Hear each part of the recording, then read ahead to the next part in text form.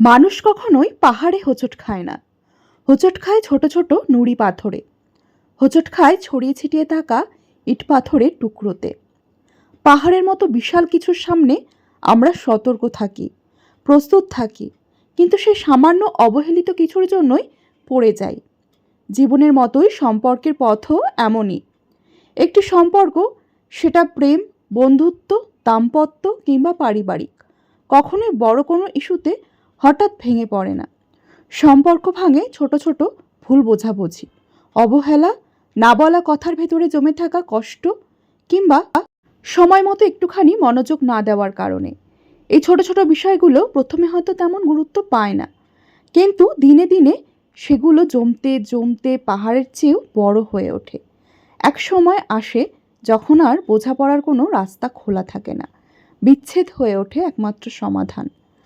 আমরা অনেক সময় ভাবি, এত ছোট একটা বিষয় ও এতটাই রাগ করলো কেন?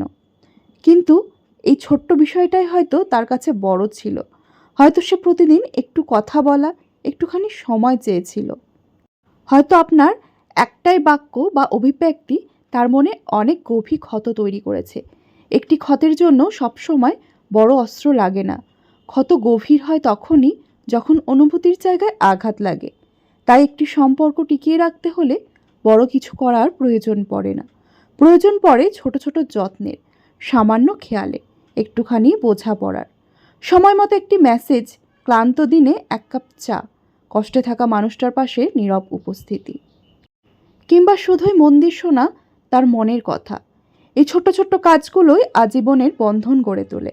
সম্পর্ক মানে একে অপরের জায়গায় নিজেকে কল্পনা করতে পারা, তার অনুভূতিকে তার দৃষ্টিভঙ্গি থেকে উপলব্ধি করার চেষ্টা করা।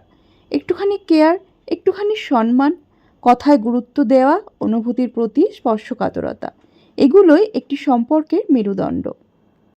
শেষ কথায় বলা যায়, সম্পর্ক একটি সুন্দর বাগানের মতো। প্রতিদিন সেখানে একটু করে পানি দিতে হয়, আগাছা পরিষ্কার করতে হয়, খেয়াল রাখতে হয় সূর্যের আলো পড়েছে কিনা। অবহেলা করলেই তা শুকিয়ে যায়। তাই সম্পর্কে ছোট ছোট বিষয়গুলিকে অবহেলা নয়, বরং যত্নে আলিঙ্গন করা উচিত। কেননা জীবনের সবচেয়ে বড় সুখ লুকিয়ে থাকে এই ছোট ছোট খুঁটিনাটিতেই।